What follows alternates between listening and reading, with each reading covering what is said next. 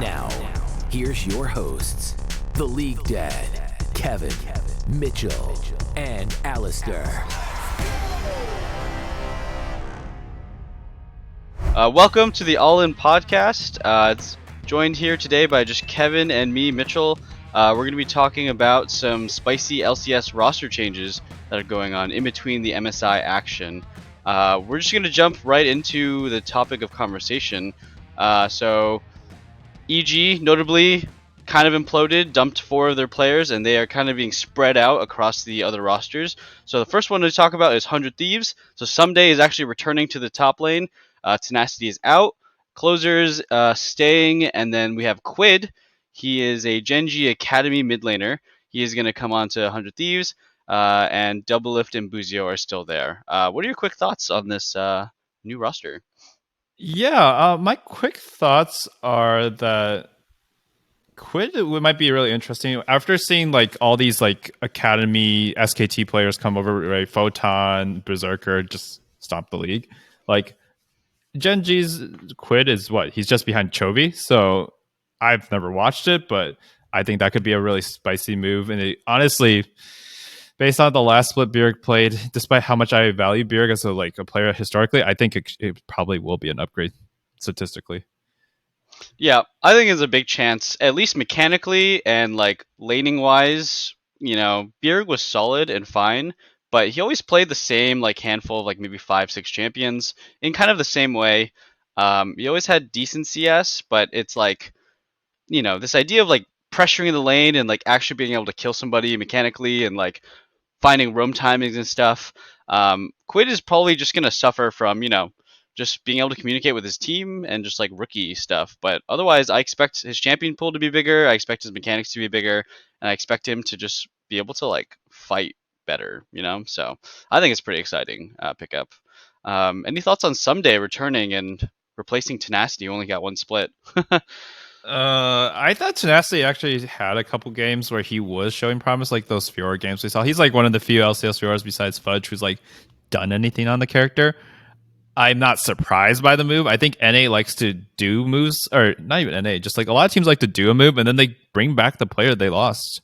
Like, I mean, we'll talk about it later, but Arma's going back to Turkey. So it's like, I think this is probably just they wanted to do rookie talent, but like honestly, with the way the league is going right now, you need results, right? Like this is kind of do or die for a lot of teams, and so they're not willing to take risks on rookies right now. It seems to be the case for at least for an org like 100 Thieves. Yeah, they it to me it's like they're taking a risk on a different rookie, right? They're on their mid laner Right. instead of the top laner, and they decided, hey, 2 rookies and 3 veterans is kind of what we want. So they chose Tenacity, or they chose Quid over Tenacity, and we're like, if we can get Someday, he's a rock in the top lane. I mean, this is his home org. He didn't look super comfortable on EG at all. So him coming back is probably pretty good for him and probably good for 100 Thieves in the long run. Um, and yeah, they're just going to focus on developing Quid and Buzio. Also, something to note is 100 Thieves got Kane as their coach, so reunited with Doublelift. How do you think this is going to shape up for them in the summer? Are they looking to, reach higher than they did last split? Obviously, but where do you kind of power rank them maybe? I mean, Liquid was their strongest when Kane was on board, right? He was there during their 4-win streak, right? So Yep. that they've become a little bit more Korean with Sunday and Quid. I would power rank them to be really high. I think that they had pieces that would work, but it was oftentimes they just didn't have drag flexibility. I'd power rank them without having really deeply thought about how all the math works. I'd power rank them like third, right? They were relatively feasible with their rookie top laner before. So if they upgrade to Someday and have someone who at least has better hands, I think that's just a better hands player with closer leading the map should be an extremely scary combo. Yeah, it should be interesting. Definitely the champion pool is the issue. So I think like mid lane and top lane, that's going to help them a lot because Someday has a way bigger champion pool than Tenacity. I imagine Quid can pull something out. And then we're hoping, right, closer can play more than 2 champions, right? Wukong and Lee Sin or Viego, so 3 champions. Hopefully, Buzio has picked up some games on Thresh so he can land some hooks, and hopefully Doublelift isn't a Jinx one trick for some reason. in playoffs. But yeah, I'm excited for this roster. We'll see. I'm probably gonna power rank them fourth or fifth maybe, because FlyQuest is also making a roster change that is pretty interesting too. So we can just talk about that quickly. Another part of the EG exodus is Vulcan will be joining FlyQuest as their support player, replacing both Winsome and Ayla. Um, yeah, this is probably a pretty big deal for this team. Support was definitely their weakest point, maybe next to mid lane. So, what are your thoughts on Vulcan joining FlyQuest? I mean, not only is Vulcan joining FlyQuest, it's and taking Ayla's spot. Ayla's joining EG and taking Vulcan's old spot. Yep. So I really can't believe this combination of events actually transpired. I think it's hilarious. Jokes aside, the Vulcan is a very high value talent. Like I've always criticized his playoff and Worlds performance consistency, but like as far as just upgrade in raw skill wise, like Ayla just did not show up to the value that people were giving him, right? He might just need a different team atmosphere. I don't think EG is the one that will give it to him, but this is a great upgrade for FlyQuest, right? On paper, this should just hit it out of the park. Vulcan has been on 3 major orgs now, C9, EG, and FlyQuest, and he's done well in the transition. So he's not like the typical The usual trend is when you leave C9, you become crap. Vulcan is the exception. Yep. Vulcan So kind of got better, right? He won on that's a true. team that was very not expected to win at all on EG. Yeah, it's pretty exciting for this roster. And he's reunited with Impact too. I think that's a big deal, where these two guys are gonna be able to work in tandem together. Um, I do feel a bit bad about Winsome though. Like I do feel like, given the fact that he did so well in the first half of the split, and then he came into playoffs like last series, and then he actually was able to take GGS to 5 games and look pretty darn good. Like that's, I think, pretty remarkable for essentially a very green player. Winsome is not technically a rookie, but he has not played more than 2 splits. He's played like a split and a half in his entire career, and he came in after being replaced by Ayla in his last series against Golden Guardians and looked pretty good in a 5 game series, like even though he lost. So um, I wish they would have stuck with Winsome and just, been like, hey, sorry for not trusting you. Here are all the keys. But if you're gonna get Vulcan, I guess it's win right now, right? So FlyQuest pretty much only has one rookie-ish type player in Vikla. He's kind of like a greenish newer player, but otherwise it's just 4 veterans. Gonna stick it out there and try to make it to Worlds this year. I'm probably power ranking them third, probably behind C9 and GGS, and then 100 Thieves right after FlyQuest is my guess. But we'll see how C9 and GGS recover from MSI. It's looking a bit rough, but we won't talk about MSI right now. Let's move on to the next roster change. We'll just go to EG. So everybody left EG except JoJo. So now the roster is Revenge, Armao, JoJo, Unforgiven, and Ayla. So what are your thoughts on this roster? Given the reputation, given the reputation of the org, right, going into this, I'm actually kind of impressed who they managed to get. It's not that bad on paper, except for maybe Armeo. I don't have a lot of faith in Armeo after how many years of Liquid and TSM jail he's been in, or not jail. Yep. He's been jailing his fellow Oh no. teammates. So Unforgiven, I'm excited for it. I think he'll be good. Based off his tenure in EU. And then Revenge finally has a team with like some firepower on it, in terms of like he doesn't have to be like one of the best players, but the organization and the management like is going to drag it down. So like this is going to be a Dignitas situation. They'll have skill, but they'll probably be 7th in my mind. Yeah, I don't have the highest hopes for this EG roster as well, but it is, as you said, better than I expected. After hearing that EG was basically imploding, right? So, I mean, Revenge, he's just, I feel like he's valued higher than he should be. He's not valued that high in general, but I think people like to talk about him more positively because he's like on Immortals and sometimes the only person doing anything. But to be honest, I've always felt like Revenge had a hard time transitioning anything into team play, right? He was maybe sometimes solid in his champion pool, maybe sometimes solid in laning, but it was always a struggle doing anything when it came to team coordination. So it's going to be tough, I think, when you bring out Armao, who honestly has struggled with similar things. He's actually been playing since 2017 on Echo Fox, their main roster, I believe, under the name Grig. So Armao is going to have a lot to prove. His last notable showing was actually 2021 spring on Team Liquid.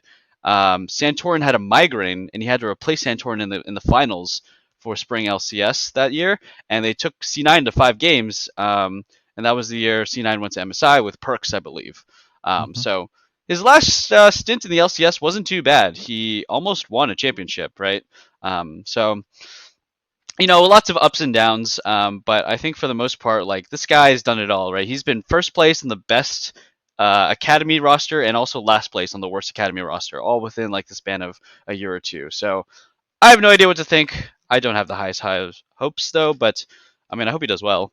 And then yeah, Unforgiven is pretty cracked mechanically, but I think if we remember last year at Worlds, um, he had an issue where he was playing fights well mechanically, but he kept like dying really early, like on in the international matches, and he just got like booted from the roster and just, you know, ended up somehow in NA Academy instead of on a main roster because the guy was pretty good last year, from what I remember. And then of course Ayla, hopefully a new environment with less pressure, he can develop a bit better because his time on FlyQuest was not too great. But we want him to do well. So yeah, that's basically it. I mean, JoJo, do you think he'll like maybe improve a bit with a new roster, maybe slightly new environment? Because he was looking really bad towards the end of last split. So on the one hand, it's good to have like a fresh coat of paint, right? New players to play with. There's obviously some like chemistry issues with the team as well as the management. But like here's the thing. Jojo's still a rookie. Like a rookie-ish player, right? He Yeah. only hopped on the scene last year. You're putting him on a team with a bunch of people who have either failed internationally or failed in their career at like when they were hyped up. Like almost everyone here, including Unforgiven, have been hyped up at some point and failed internationally, domestically, whatever. You Yeah. can't have that many elements together at the same time and like expect JoJo to shine. He might look like the best player relative to everyone else. That I will believe, but I don't think he'll look better. I think he'll look like half a tier worse than this last split, which is pretty bad already. Yeah, it's rough, and I think I have to agree with you. Like if it was like maybe Golden Guardians, who also has similar type of players, where it's like a lot of players have kind of fallen down from grace, I would maybe have higher hopes. But EG does seem to be in like a really bad vibe. Like they're just not having a good time. Everybody hates EG, like the name. So, yep, I am nervous for these guys, but I mean, I still want the players to do well. So let's go to the next roster we have. Let's talk about NRG. So NRG is replacing CLG. And they're actually going to keep their top half. So the roster is Dokla, Contracts, Palafox, FBI, and Ignar. A lot of these rosters are, I think, rumored by LEC Wulu or LEC EV, but these usually tend out to be true, so we're just going to go with it for now, and if it changes later on, we'll talk about it later. But for now, that's the roster. Adding in FBI and Ignar, replacing Poom and Luger. What are your thoughts on this roster? So my thoughts are I'm happy that NRG didn't replace the whole roster. There are times where new orgs step in and they just throw their own team in and just Yep. completely screws up. Like, at least there will be some CLG, like the final CLG DNA in there. And in my mind, this is appropriate. Like, I had high hopes for Luger, but especially maybe it's just Luger and Poom, but that combo just was like hard capped at like fourth, fifth in terms of consistency. They could be very good, but there were just too many times where Luger just like loses his minds in high pressure best of fives. Yep. And FBI, for all of his faults, like he is much more consistent, and he did prove it on his previous EG roster. Like, that he was just an upgrade over Danny in laning phase, and didn't hard carry, but he also didn't throw that much. So that's an upgrade. Ignar is kind of weird. I don't know why they got him. Maybe they just thought Poom wasn't good enough, and Ignar was very cheap because Dignitas is out. But I get the feeling NRG has money to spend, but the timing is bad. Like, they're trying to get the best they can muster before Worlds, and hopefully squeak into a third place slot. Or I think there's a tiebreaker for fourth between EU and NA. Yep. Or not tiebreaker, but like basically like a grudge match, which is sick. They could maybe inch in there is the plan, but I think NRG is going to try to make big moves next year because they really want to be big in league, and they're like a successful esports org across different Yeah. games. And Energy is kind of like probably has a chip on their shoulder, right? They were in LCS and then they had to leave. So, um, yeah, I'm sure they want to do well in their first split back. I mean, it'd be pretty embarrassing to come back, make all this noise, and then do terribly, right? So, I hope that this roster does well as well. Like just Dokla contracts and Palafox are going to be holding it down. They got some synergy. Like old CLG was basically 5 wildcards. It was 5 psychopaths running in, right? So now you got 3 psychopaths, and you have FBI, who's not a psychopath at all, very chill, very relaxed, very consistent. And then Ignar, I think, not necessarily like psychopath playstyle, but definitely more of a playmaker, but also a lot of consistency. If you remember, I think the last time he had real success was on actually FlyQuest in 2020. They made back-to-back finals, and they did decently at Worlds. And FlyQuest, I think their main shot caller back then was Ignar. So could be pretty interesting stuff. I just worry that maybe if energy environment is so much different than CLG that it won't be able to bring out the same stuff in these players, especially the top side, because it did feel like Dokala contracts Palafox, right? They were able to shine on CLG and they had never shown before ever, like in their other rosters and stuff, or at least not for a long time, right? Mm-hmm. So different management, different coaching, different environment is going to be a big deal for these guys, and hopefully they can adapt. But yeah, let's move on. That's an interesting roster, and that's probably to our least interesting roster, but still worth talking about is Dignitas. They replaced Arma with Rich. Rich is one of the most interesting profiles and persons in esports in general. And then Santorin, Jensen, Tomo, and Diamond as their support. So, what are your thoughts on this Dignitas roster? Yeah, I'll let you elaborate on it if you want to for Rich. But the long story short is he's basically like they always say it. He's like the faker of Heart of the Here's Heroes the of the Storm. Storm. Yeah. Heart of the Storm. They put 2 games out with the same acronym. What the hell, Yeah. Blizzard? Anyways, he then came to League of Legends, got to the pro level pretty quickly, which is impressive. I think he was literally starting on Genji at some point for half a year in 2019. His most famous stint in my mind was on V5 when he was playing with Rookie. And for a moment in time, like he was like the best top laner in LPL for a bit, and then he fell off pretty hard. I think the meta left him. There's always been hype around him, but he, like, frankly, like, let's be real, guys. Heart of the Storm or Heroes of the Storm is not a hard game compared to League. Like, you can be the faker of that game, and you can still be very good here, right? It's not easy to be the best at anything, right? It's based on the context, but he's only shown that flash of brilliance like once. The thing is, even if he drops to 5th best top laner LPL, he probably will be very good, honestly. My last concern, though, before I let you talk, is like, it's Dignitas, though. We've had Santorin go there and be sad. We've had everyone go there and be sad. Like, Arma went from, to be fair, he wasn't even an all-pro player, but he did win championships on Mad Lions multiple times. He was there. He looks like absolute dog. He can't even play his Gnar anymore. Like, that's what they do to you, man. They take everything. Oh my god, they took all the Nars, the Dino Nar, Galaxy Nar, dude. They just robbed him, bro. Yeah. That's rough. Yeah, Dignitas is unfortunately a rough roster, but I mean they're citing Rich for some reason, and it's a bit of like that old type of roster building where you just sign a top player from another region that's clearly on the downfall. Like, how many times has NA done this? How many times has specifically Dignitas done this? It's feel like it's the same thing for the past decade almost that Dignitas has existed. That they're signing a player like Rich. I'm still excited for Rich, right? I used to actually play a lot of Heroes of the Storm. I played it in college when if you could get good enough, you could actually get a scholarship for college and you could climb up and try to play with real pro players and stuff. And I was also around when Blizzard announced that they were abandoning all esports for Heroes of the Storm, similar for Overwatch, and basically killed those games, right? Overnight. Overnight, it was just over like a blog post on their website or something. It's pretty rough. So Rich is just an interesting guy, right? The fact that he's able to do both of these things in Heroes of the Storm and in League of Legends. I would want him to do well. I want him to be an interesting person, but it just sucks he has to go to Dignitas, right? Um, so I hope that these players can come together and be bigger and stronger than whatever their organization is holding them back to do. Because all these players have a lot of potential, I think, to do great stuff. We know Santorin and Jensen for sure. Tomo, he came in partway through last split, right? And he was actually doing not too bad. This is the same guy. Oh, is it Tomio or Tomo? Oh, I don't remember. Is this a different guy? I always get them mixed up, so I don't want to misspeak. Let me click on his profile real quick. Oh no, Tomio is a jungler. No. This is the same guy. I think. I think it's the same guy. Tomo. Let's just say it's the same guy that was playing last split.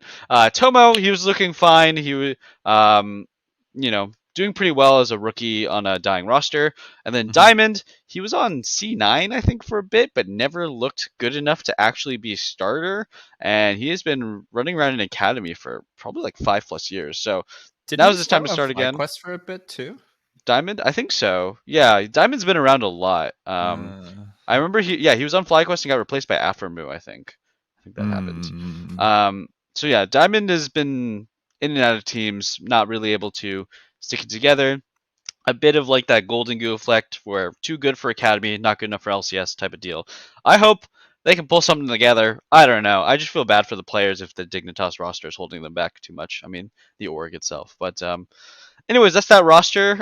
Probably not going to move too much up in the standings in terms of power rankings. But last thing we can talk about, I guess, in terms of roster changes is Inspired is the only one who has not been confirmed or been rumored to go onto a team, besides maybe going back to LEC.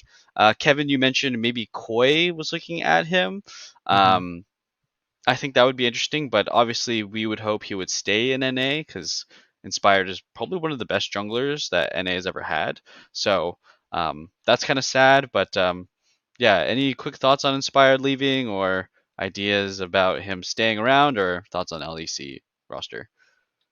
I think my quick thoughts on him is that he probably came to NA to like try to make basically like he was an upgrade to a team that looked like on paper could be really good, right? When JoJo was actually good and when Danny was like on the rise, there was a lot of star power and a lot of popularity. There was a lot of reason to be on this team, and I think maybe Peter Dunn being there might have been something he liked. Maybe he didn't like him. We don't know, but there was a lot of success there, and they did make MSI. Did make Worlds barely. I think his issue is he probably sees himself like he doesn't if he can't get it on the number one team, right, that goes to Worlds, there's no chance that he's going to ever win anything internationally. And like he has no issue winning championships or at least qualifications, right, to an international tournament, but I think he probably wants more for his skill level, and NA wasn't the easy ticket for it, so he's probably going back to EU. Yeah. EU junglers right now are kind of up and down across the board. Like, I mean, Yike is probably on the best roster, and I think he's like good, but he's not. I think Inspire's better. It's not a hard thing to say. Yeah, I think it's tough for NA right now if you were to slot in anywhere and be a top 3 team. Like at minimum, Inspired needs to go to Worlds, probably in his head, right? So I think if he joins Koi, maybe he thinks he has a better shot at going to Worlds than if he were to stay somewhere in NA. Not a lot of teams are looking for junglers, not a lot of top ones, right? C9's got Blabber, 100 Thieves got Closer, FlyQuest has Spica, Golden Guardians has River, and then there's not really a lot of room after that, right? Where to go? If he So joins Liquid, he's not guaranteed Worlds either. So like, where are you no, gonna go? not even There's no close, other right? top orgs. Yep, and it looks like Liquid is probably just sticking with their full 5 roster anyways to do the full Korean That thing. was the worst thing. I wanted a rumor. I wanted hope. I mean, I did say I think they'll stick with it, but I'm just surprised that they actually went with it. Yeah, they're sticking with it. I mean, I think that for Team Liquid, we can briefly talk about them. When they were all rumored to be playing together in Korea, like basically scrimming and boot camping and stuff, I think it was pretty clear that like they were trying to make it work between them.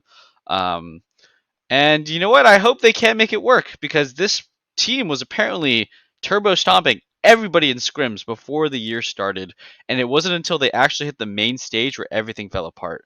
So, is that nerves? Is that some sort of mentality thing? Is it actually a commentary on their actual ability to play the game? Um, I tend to think that they actually have the skill and they just can't, hold it together on stage. But would you have liked them to make changes, right? Would you like them to completely ditch the Korean speaking roster, or do you think they can be better this year or the split than they were last split? Because they ended what, ninth, eighth or ninth or something. I definitely think they could be better, even if they run back. Literally, if Marin was still here and they ran it back, I still think they could be better because there was clearly more of a sign of them being dysfunctional than like them literally not having the capability to win games. Like, so I think with their new coach, which is just Rainover, is back on the organization again. I'm not super excited. I think Rainover is incredibly like decorated as a player, and he has a brain for the game. Like as a jungler, he basically revolutionized EU and NA jungling when he came over. But whether or not that's still relevant when the jungle changes all the time, I don't know. Whether he can teach it to Pyoshik, the man who's kind of, I think he's uncoachable, to be honest. He just does what he wants, and if it fits the meta and the team, yeah, they'll win worlds. But most of the time, it can be a very coin flip, right? He wasn't even like he was okay at worlds. He survived, the competition. But I think they'll be better. I think probably Marin was a fine bet to make, and he just couldn't coach. A lot of the coaching seemed to be like he told him just do this better, and the people are like, "What the like? What am I supposed to work with that?" Just win, forehead. Yeah, just watch Team Liquid's documentary. You'll have a fun time. But they're gonna do better. They probably will make playoffs. Will they make worlds? No, I don't have them power rank for worlds as a Liquid fan. Yeah, so.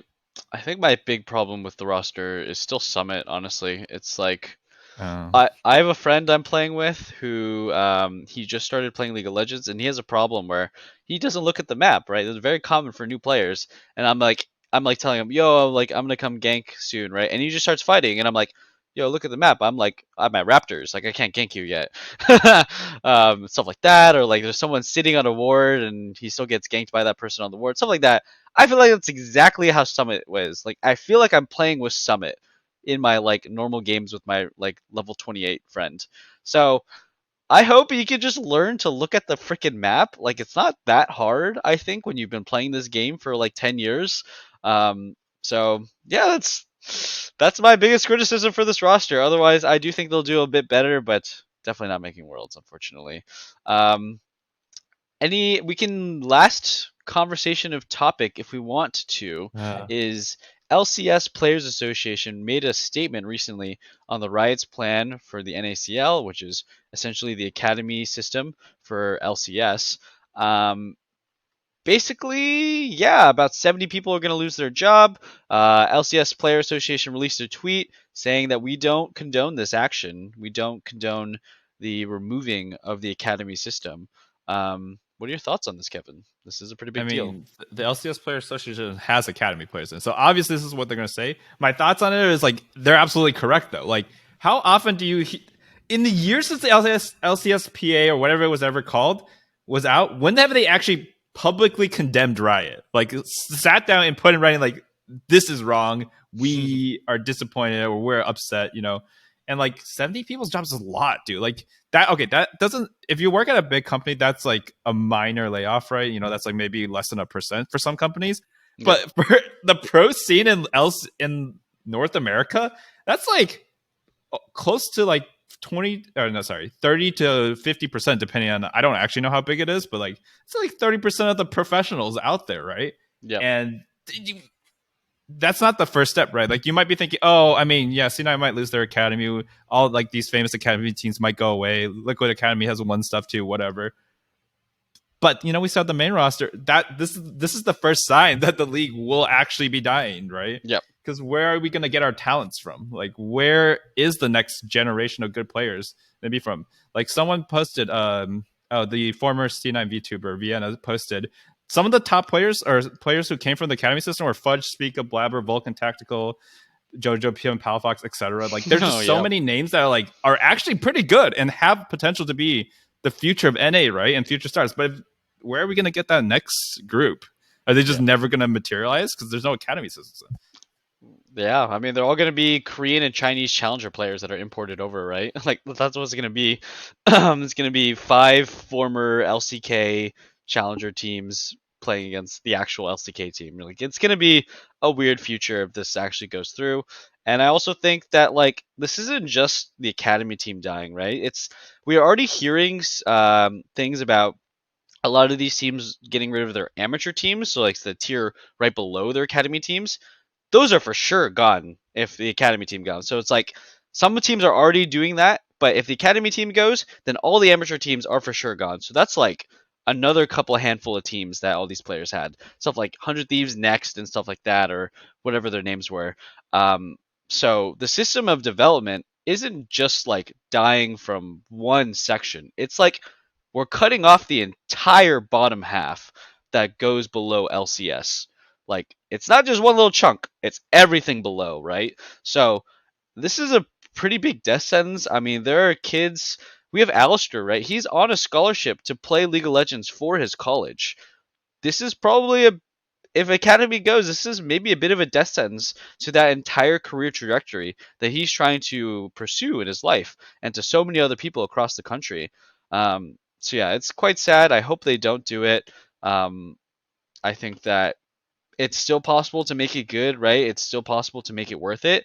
We were just we just were dumping too much money into players' hands. We are dumping so much money into these teams and expecting huge, amazing international results, right? Like we just had to spend more appropriately for the kind of results that we are going to get, and we could still have a very thriving LCS. But we hit a bubble, and now we are on the downside of a big roller coaster slope. So um, it's going to be rough. It's going to be rough. And then, yeah, as we also said, is like, you know, there's no buffer, right? All these once these people are gone, like I did not speak out when the academy players left, and now there's no one to speak out for me, right? Like, Oh my god. and Yeah. the pro players, there's no one left. This is their last stand. If LCS dies, it's gonna be the pro players that get axed, and it's gonna be the scene. So um, I think a lot of these roster moves also are very, like the ones we just talked about today in this podcast, very apparent of the system that's happening, right? A lot more on name brand. We're getting rid of some like riskier players and rookies, and we're buying people who we're sure are going to have success now. Because success in 2023 is more important maybe than success in 2024, because next year it might not matter. It might not be enough, right? Like if we win Worlds next year, there might not be enough money to keep LCS alive because money does not happen overnight, right? Things are being planned years out in advance. So if LCS doesn't do well this year, teams are going to say we're cutting to leave in 2025. So 2024 is just a downturn no matter what happens. So bit doom and gloom, but you know what? I hope that we win MSI so that none of that happens. And then we win Worlds this year, so none of that happens. So that all of LCS can say, you know what, we should keep us around. We should keep Academy because we just won both international tournaments in this year. So Oh my god. LCK, LPL, if you're watching, can you throw us a bone, please? We're dying. Like, just let us win. That would be great. I don't care. We'll take it. Yeah, just body the crap out of the EU teams and then just get 3-0'd by us, or maybe make it convincing 3-2. That's fine. 3-2. Yeah, And 3-2. then Yeah. in the future, you get just an unlimited supply of hopium from your opponents, and they keep losing. They're like, we won MSI once. Yeah. That's what they did for EU, and EU popped off, right? This is the plan. This is the master plan. I mean, if you think about it, right, it is good for LPL, LCK, and LEC if LCS is also doing well. Like other region success is good for other region success.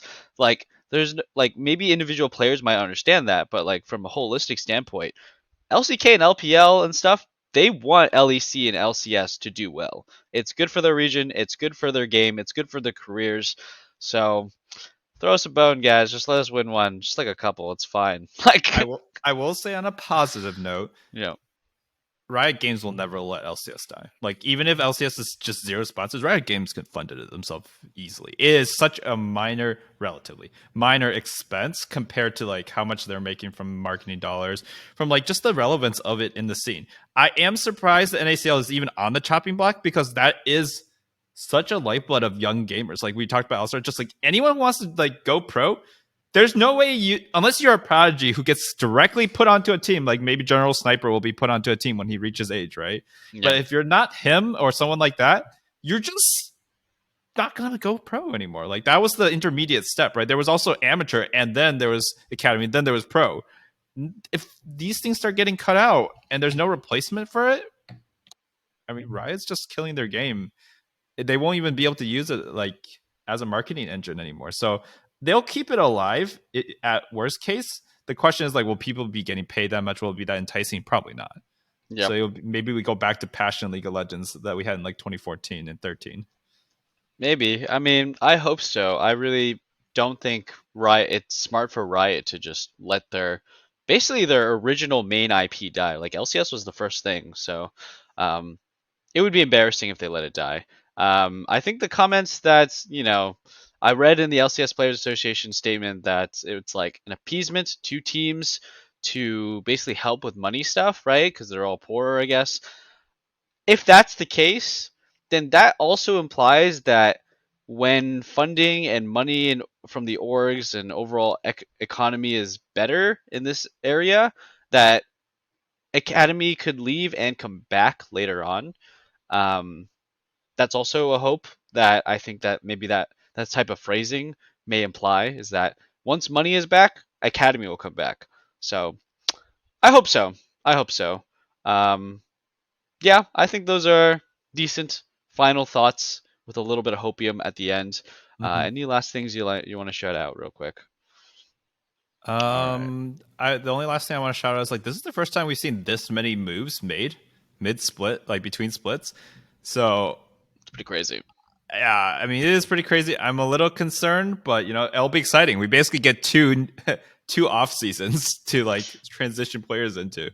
Yeah, I mean, if you talk about roster changes, talk also about like the actual like changes that are happening in game, right? All the item updates and stuff. Like this midseason is actually just a bigger preseason than the last preseason was in terms of roster moves and freaking in-game changes. So Riot's making moves, right? They're making some big money moves and big changes to their game to try and prevent it from dying, I think, which is smart, League of Legends, as just like a brand name and just as a point of conversation, has been declining like steadily for quite a while. So make it better.